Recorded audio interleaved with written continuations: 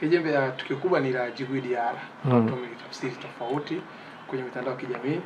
Tumeona pia afisa habari wa Simba Media ni kama anaongelea nyundo kwa namna ambavyo anavyolizungumza. Djigui Diarra aligombana na mwamuzi kwa kutoridhishwa kwa kilichotokea. Lakini pia tukio la kuonyesha dole la kati kwa wanahabari, hii imekuwa ni tofauti. Kwako lipi neno lako kwa uongozi wa Yanga, lakini kwa wachezaji na kamati ya nidhamu ya bodi ya ligi? Kamati ya nidhamu ya bodi ya ligi nafikiri wanajua cha kufanya wao wenyewe. Unajua mara ya mwisho mimi nafikiri nilizungumzia kamati kwa vile walishindwa kumwadhibu, ilikuwa ni nafikiri Baka kutokana na alichokifanya. Kwa hiyo kamati tuwaachie, nafikiri itakuwa ni mtihani kwa sisi kuona wanaweza kuifanyaje kazi yao. Lakini inasikitisha sana kwa sababu kwa Diarra ni kipa mkubwa, hilo lazima tulikubali. Ni kipa mkubwa, ni kipa ambaye ametoka kwenye AFCON, kipa wa timu ya taifa ya Mali, moja ya timu zenye uwezo sana wa mpira barani Afrika na heshima kubwa kwenye soka la Afrika. Lakini anachezea kwenye moja ya klabu zetu mbili kubwa hapa Tanzania.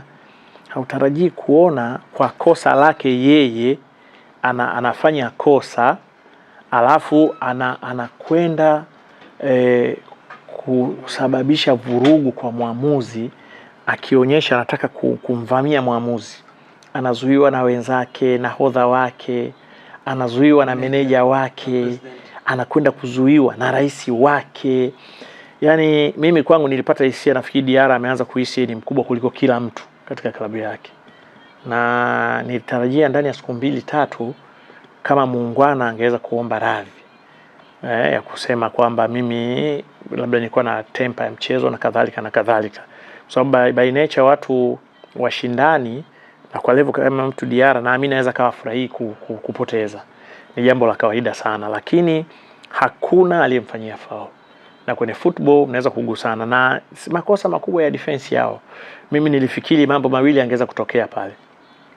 Either yeye Diarra angeweza kumwambia mtu njoo ukae, huyu bwana hebu pambana na huyu, mimi ni concentrate na mpira unaokuja, au wao wenyewe mfano kina Mwamnyeto na wenzake wangeweza kukimbilia pale kwenda kupambana na yule, kwa sababu hakuna anayemzuia yule kusimama pale, ni uwanjani. Na bahati nzuri yule alikuwa amesimama mbele ya Diarra, hakuwa yeye ndo anamvuta Diarra, na Diarra ndo alikuwa anajaribu kumsukuma yule bwana, ambao kwenye football inapotokea kwenye adhabu au kona, kwenye hizo set pieces zote, hali ile inaweza ikatokea, ni kitu cha kawaida kabisa. Kwa hiyo mimi sikuona kosa la maamuzi, hakuna sababu ya kumvamia maamuzi. Yani zile vurugu labda alikuwa anawafanyia wachezaji wenzake kwa kushindwa kumdhibiti yule bwana, labda namna hiyo.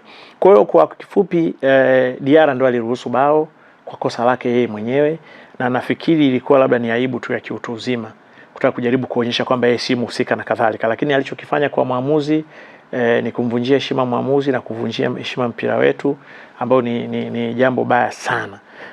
Lakini imekwenda kuongezeka hadi kitendo cha kuonyesha kwamba hauwezi kuwasikiliza wenzako, hauwezi kumsikiliza meneja wako, lakini hata na rais wako naye analazimika kukukaba.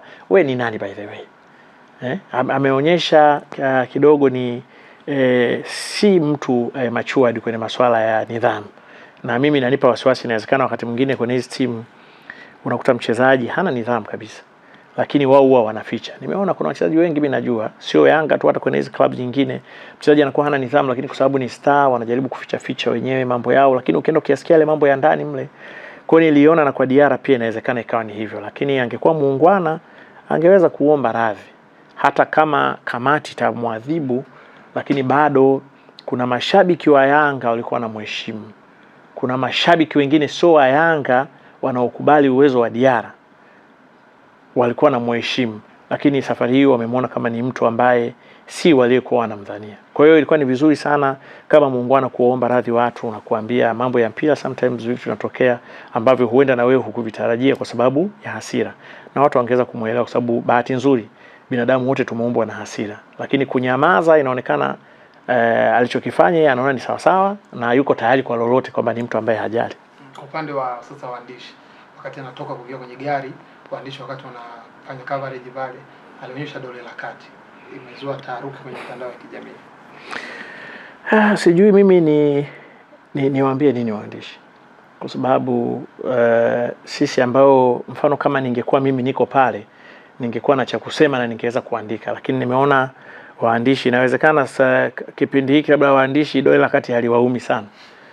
Kizazi cha plastiki inawezekana pia umelichukulia kama dola la plastiki pia, kwa sababu waandishi wamekosa nini?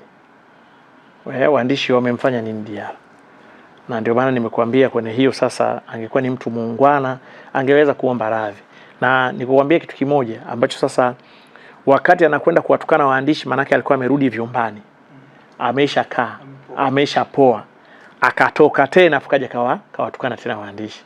Niseme waandishi walipaswa kuzungumza, aidha hata kutoa tamko kwa kulani tu kitendo hicho, kuongelea kama si jambo zuri na halipendezi kwa kweli. Kwa hiyo mimi kiukweli nikwambie, nimemdharau sana Diarra. Yaani ni yule mtu ambaye nilikuwa namchukulia hivi, lakini nimemwona kumbe ni mtu wa hivi, kwa sababu kulikuwa hakuna sababu ya kufanya matukio yote aliyoyafanya yale kwa kosa lake yeye mwenyewe uwanjani. Alafu amekwenda kuwavisha watu vitu vingine, kamdhalilisha captain na wenzake, kamdhalilisha meneja wake, kamdhalilisha rais wa klabu yake, kuanza kupambana, kugombana naye, kuvutana naye, utafikiri wanavutana sijui na nini. Kwa hiyo nafikiri ni mtu ambaye bila kujali uwezo wake wa kudaka na nini, kitendo cha pia cha kuwatukana waandishi inaonekana ni mtu wa hovyo hovyo tu hivi.